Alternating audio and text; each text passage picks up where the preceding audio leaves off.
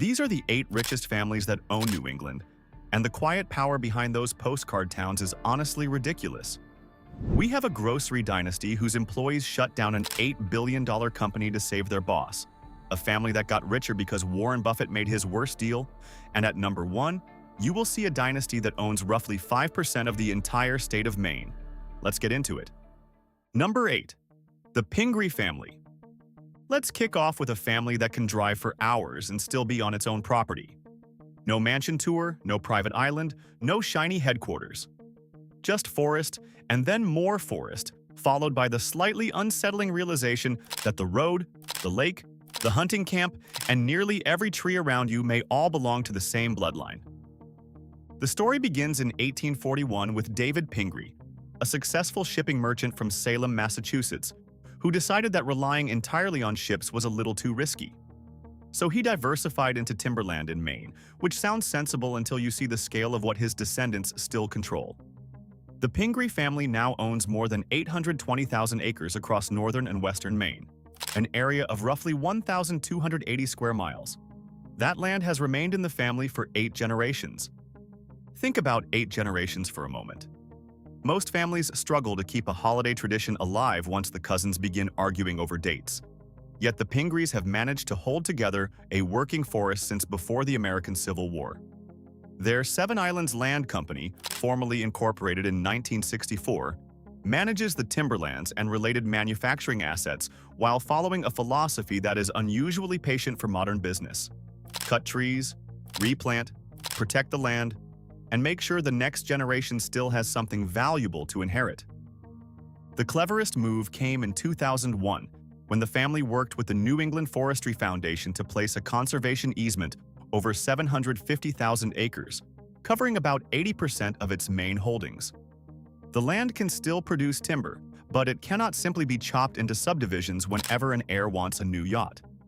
In other words, they did not only protect the forest from developers, they also protected the family from its own future temptations. So, are the Pingris the richest family here in cash? Probably not. And because the company is private, nobody outside the trust can give you a clean number. But when your family balance sheet is measured in rivers, mountains, and entire sections of the map, normal net worth math starts feeling a little childish. Now, the Pingris built their fortune from the trees. Our next family became a New England icon by making sure your feet stayed dry while walking through them. Number 7. The Bean family. Be honest. If 90 out of your first 100 customers returned the product you had just invented, would you fix it, refund everybody, and try again? Or would you change your name and quietly leave town? Leon Wood Bean chose the first option, and that stubborn little decision created one of the most recognizable family businesses in New England. In 1911, Bean came home from a hunting trip in Maine with wet, freezing feet and an idea. Leather boots were comfortable, but they leaked. Rubber boots stayed dry, but they were not much fun to walk in. So he stitched leather uppers onto rubber bottoms and created the Maine hunting shoe. The concept was brilliant. The glue and stitching on the first batch were not. 90 of the first 100 pairs came apart and were returned. That should have killed the company before it had a proper office. But Bean refunded every customer, corrected the design, and mailed out another catalog. It turned out that the guarantee was not merely customer service. It was the product. People were willing to order footwear from a man in Maine because they believed he would make things right if it failed. More than a century later, LL Bean is still privately family-owned, with Leon's great-grandson, Sean Gorman, serving as chairman. The company generated roughly $1.7 billion in revenue in 2025, operates dozens of stores in the United States, and has expanded through partners in Canada and Japan. Yet the spiritual center of the whole empire remains the Freeport, Maine, flagship, a massive retail campus that stays open 24 hours a day, 365 days a year, and welcomes more than 3 million visitors annually. 3 million people visiting an outdoor store in a town with fewer than 10,000 residents is not normal retail. That is pilgrimage behavior.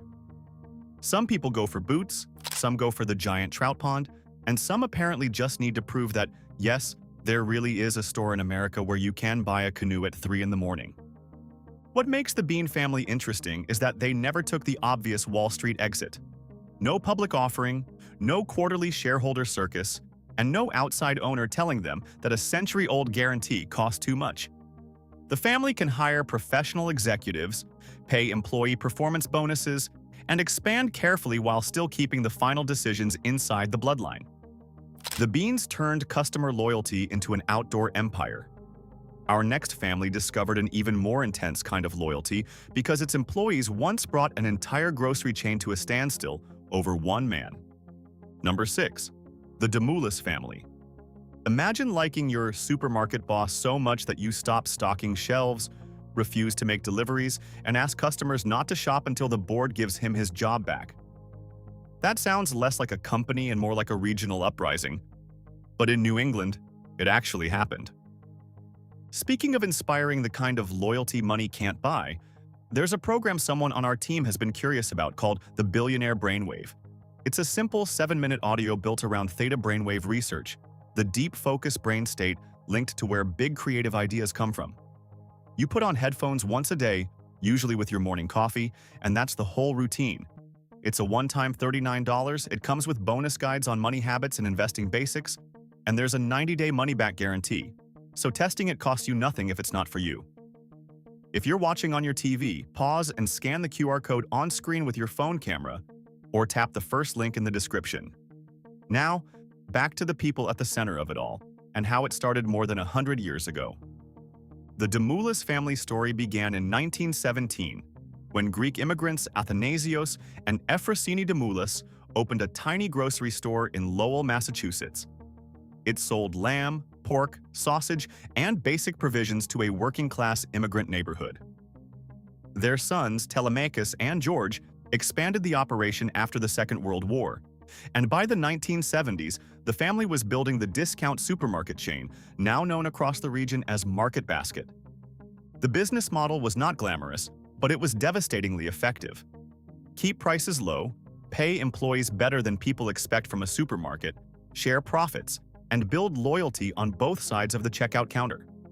Today, Demoulas Supermarkets produces around $8 billion in annual revenue and employs roughly 27,000 people. For a company that started beside a place called Peter's Hat Hospital, that is quite a journey. But you cannot tell the Demoulas story without the family war, because this dynasty has spent decades proving that the most dangerous competitor is sometimes seated at Thanksgiving dinner. Two branches of the family, led by cousins Arthur T. Demoulas and Arthur S. Demoulas, fought through lawsuits, boardroom battles, and accusations over control of the company. In 2014, Arthur T., the executive employees adored, was removed as chief executive.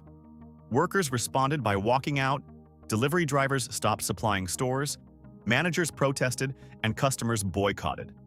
Shelves went empty, sales collapsed, and New England learned that Market Basket's real infrastructure was not the warehouses. It was trust. Ask yourself when you last saw shoppers protest because a billionaire grocery executive had been fired. Exactly. That is what made the situation so strange. Arthur T. was eventually restored after his branch agreed to buy the opposing family's 50.5% stake for about $1.6 billion in cash. You might assume that would end the drama, but this is the Demoulas family, so of course it did not. Another governance and succession fight erupted in 2025, and the board removed Arthur T. again. The names changed around the table, but the basic question remained. Is Market Basket a professionally governed company or a family kingdom whose legitimacy comes from employees and customers choosing a favorite heir? The Demoulas built an $8 billion company by selling groceries cheaply. Our next family became worth even more after selling a shoe company that eventually became worthless, which is the kind of sentence only Warren Buffett could make possible. Number 5. The Alon family. The Alon family became a $10 billion dynasty because Warren Buffett made one of the worst acquisitions of his entire career. That is not an insult from a critic, by the way. Buffett himself has repeatedly admitted the deal was a disaster, while the family on the other side kept the one thing that actually mattered. Harold Alfond was the son of Russian Jewish immigrants and grew up in Maine. In 1958, he bought an abandoned wool mill in the small town of Dexter for around $10,000 and turned it into Dexter Shoe Company. While rival manufacturers gradually moved production overseas, Alon kept much of his operation in Maine and built Dexter into one of America's major privately owned shoemakers. Then Warren Buffett arrived. In 1993, Berkshire Hathaway bought Dexter for roughly $433 million. Harold Alon did not take cash. He accepted Berkshire Hathaway stock, which looked like a confident vote in Buffett, but turned out to be one of the great accidental masterstrokes in family business history. Dexter's competitive position collapsed as cheap imported shoes flooded the American market. Berkshire eventually shut it down, and Buffett later said the company became effectively worthless. Worse for Berkshire, he had paid with shares that kept rising in value. He estimated that using stock instead of cash ultimately cost Berkshire shareholders many billions of dollars. The business died, but the Alons still owned the Berkshire shares. Today, Forbes estimates the extended Alon family fortune at about $10.4 billion, spread across 4 generations. Harold's children inherited the wealth, and family members have become minority owners of the Boston Red Sox. Yet in Maine, the name is just as visible on hospitals, colleges, athletic facilities, and charitable projects funded by the Harold Alon Foundation. There is a delicious irony here. Buffett is famous for buying wonderful companies and holding them forever, but Harold Alon sold him a company that did not survive and received shares in a company that did. The seller ended up following Buffett's own long-term strategy more successfully than Buffett did in the transaction. The Alons got rich from Buffett's mistake. Our next family made its own stubborn bet, refusing to move production overseas and then watching the so-called dad shoe become one of the coolest products on the planet. Number 4. The Davis family. On the morning of the 1972 Boston Marathon, Jim Davis was not stretching at the starting line. He was buying a struggling shoe company with 6 employees, annual sales of less than $1 million, and the ability to produce about 30 pairs a day. Most people would call that terrible timing. Jim Davis apparently considered it a warm-up. The company was New Balance, founded decades earlier as an arch support business inspired, wonderfully enough, by the balance of a chicken's 3-toed foot. When Davis took over, it was a tiny Boston manufacturer known mainly to serious runners who needed unusual widths. He and his wife, Anne, who joined the company in 1977, kept control private and built the brand around fit, performance, and a decision that looked increasingly old-fashioned as the industry globalized. New Balance would continue making shoes in New England. That choice was expensive. Nike, Adidas, and almost everybody else built supply chains around lower-cost overseas production, while New Balance maintained factories in Massachusetts and Maine. Even today, the company says it is the only major athletic shoe manufacturer that has consistently maintained factories in the United States, although its Made in USA line represents only part of overall sales. For years, critics treated that strategy like a sentimental handicap. Then something funny happened. Consumers started caring about craftsmanship.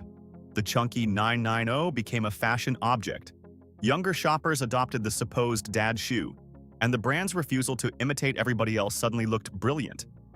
In 2025, New Balance reached $9.2 billion in global sales after a 5th straight year of double-digit growth. Forbes estimates Jim Davis and his family at around $6.3 billion and says they own roughly 95% of the private company. Here is the part I like. New Balance became fashionable without completely abandoning the people who loved it before fashion arrived. It can sell a high-performance running shoe to an athlete, a handmade premium model to a collector, and the exact same gray sneaker to a suburban father who has been buying it since 1998. Very few brands can be cool and deeply uncool at the same time. But New Balance has turned that contradiction into a business advantage. The company that began with arch supports found a way to balance private control, global growth, and a manufacturing identity rooted in New England. The Davises built a shoe empire by refusing to follow the industry out the door. Our next family used paper money to trap an NFL team inside Massachusetts. Number 3. The Kraft family. You already know Robert Kraft owns the New England Patriots, but the interesting part is not that he bought the team. It is that he spent nearly a decade quietly buying the trap around it until the owner could not move the franchise without dealing with him first. Kraft's first fortune came from paper and packaging, not football. After gaining control of Rand Whitney, he founded International Forest Products in 1972 and used that growing business to pursue the thing he actually obsessed over, owning the Patriots. He had been a season ticket holder since 1971, but the team was not available on his terms. So he approached the problem like a real estate puzzle.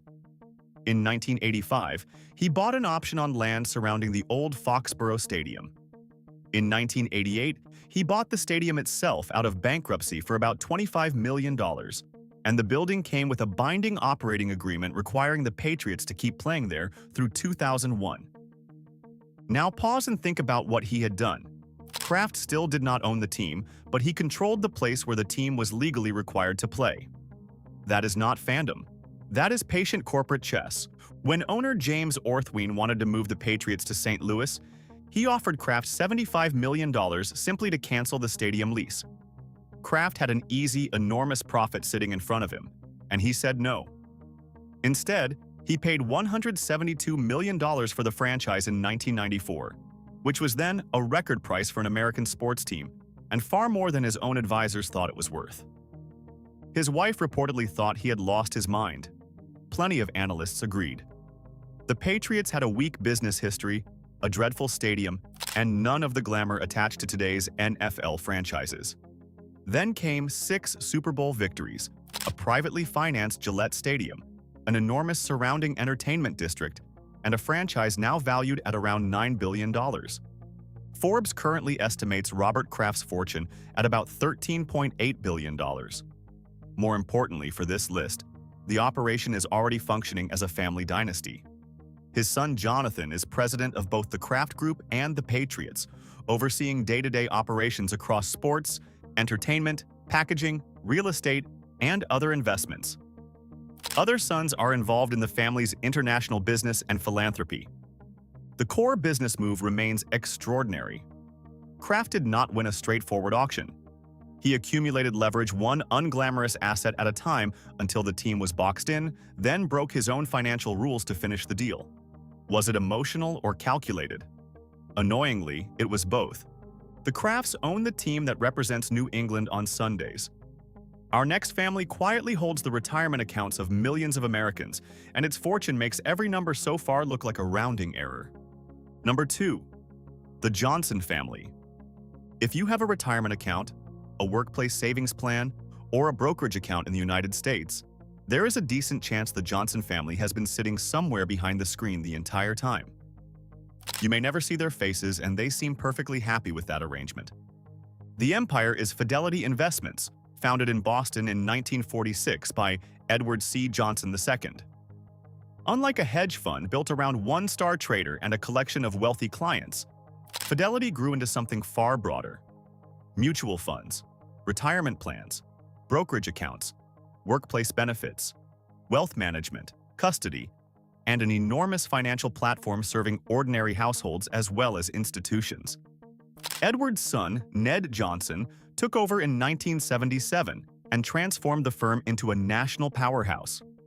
Then came Abigail Johnson, the founder's granddaughter, who started at Fidelity as an intern, worked as an analyst and portfolio manager, and eventually became chief executive in 2014. She represents the third generation of family leadership. Now let us talk about scale, because Fidelity has reached the point where normal comparisons stop helping. At the end of 2025, the company reported $18 trillion in assets under administration and $7.1 trillion in managed assets. It generated $37.7 billion in annual revenue and $12.7 billion in operating income. Around 1 in 5 American adults is estimated to interact with Fidelity through retirement plans, investments, or brokerage services. That $18 trillion is client money, not the family's, but it shows how much trust flows through the system they control. The Johnsons own 49% of Fidelity. Employees own the rest, and Forbes estimates the family fortune at about $69.5 billion, making them financially the richest dynasty here by a ridiculous margin. And yet the family is famously private. Abigail does not behave like a celebrity chief executive. Fidelity does not publish the kind of detail a public corporation must reveal every quarter, and the company rarely dominates the cultural conversation in the way Wall Street banks do. That quietness is not an accident. Privacy is one of the advantages of owning nearly half of a private financial giant. The family succession was not always calm. Reporting about Fidelity's internal history describes a serious power struggle in the mid-2000s, when Abigail feared her father might sell or surrender control and tried to rally support for change. She did not immediately win, but the conflict pushed the question of succession into the open, and she eventually inherited the top job. Fidelity answered its succession question without selling the company, which is rarer than people realize. Under Abigail, it expanded into digital assets, zero-fee index funds, and new brokerage services while keeping an old-school New England ownership structure. Keep the company close and let compounding do the talking. By pure net worth, the Johnsons are number one, no debate. But this countdown is about the families that own New England in the most literal, map-changing sense. And our final dynasty controls so much Maine that you can measure its property as a percentage of the entire state. Number 1. The Irving family. Our number 1 family is technically based just across the border in New Brunswick, Canada. So you might wonder what it is doing on a list about New England. The answer is simple. When a family owns roughly 1.27 million acres of Maine, excluding it on a technicality would be far more misleading than including it. The Irving family's Maine holdings cover close to 2,000 square miles. Maine's total area, including water, is roughly 35,380 square miles, which means this one family controls around 5.6% of the entire state. If you measure only dry land, the share is even larger. That is the title promise, and somehow the real number is more absurd than the headline. To understand how that happened, go back to 1882, when James Durgavel Irving opened a sawmill in Bouctouche, New Brunswick. He expanded into a gristmill, farms, lumber, and other local businesses, but the true empire emerged under his son, Kenneth Colin Irving, better known as K.C. Irving. K.C. built an industrial machine spanning forestry, transportation, shipbuilding, food, construction, retail, and energy, then divided major branches of the business among his sons. The branch most closely connected to Maine is J.D. Irving Limited, a private company employing more than 20,000 people. Its operations span forestry, food, construction, retail, shipbuilding, transportation, and logistics, so it reads less like one company and more like a compact industrial economy. But the land is the part that changes the way you look at the map. Current land rankings place the Irving family at approximately 1.267 million acres in Maine, making it the state's largest private landowner. Irving Woodlands has operated in Maine for more than 6 decades, and the company says its forests support wood supplies for numerous businesses while following long-term management plans measured across 80-year cycles. That long horizon is essential. A public company may plan around the next quarter, while a forestry dynasty thinks about trees harvested after today's executives are gone. The company relies on reforestation, conservation areas, wildlife planning, and independent certification, although ownership at this scale also creates enormous economic and political influence. Stewardship and power are not opposites here. They are tangled together like roots. The headquarters may be in Canada, but the property stretches deep into the United States, feeding mills, supporting jobs, hosting recreation, and influencing how northern Maine develops. The average homeowner argues about 6 inches of fence line. The Irvings plan tree harvests across nearly 2,000 square miles for people who have not been born yet. That is why they take number 1. The Johnsons have more money, the Crafts have the more famous trophy, and the Davis family may be sitting inside your sneaker closet right now. But the Irvings possess the purest form of old-world power on this list. They own the ground itself, roughly 5% of an American state, held through a family industrial dynasty that began with one sawmill more than 140 years ago. And those were the 8 families that own New England, from the Pingris holding forests across 8 generations to the Johnsons quietly sitting behind trillions of dollars. And finally, the Irvings controlling a piece of Maine so large that the state starts looking like a family asset. The pattern is hard to miss. New England wealth rarely needs to shout. It hides inside private companies, voting trusts, conserved forests, grocery aisles, paper mills, stadium leases, and brands you have known your entire life without ever asking who owns them. So, which dynasty surprised you most? Was it the supermarket employees who joined a family succession war, the Alphons becoming richer from Warren Buffett's mistake, or the family whose Maine property can be measured as a percentage of the state? Drop your pick in the comments, hit the like button if any of these stories caught you off guard, and subscribe to Global Status, because we break down the families behind the empires every single week.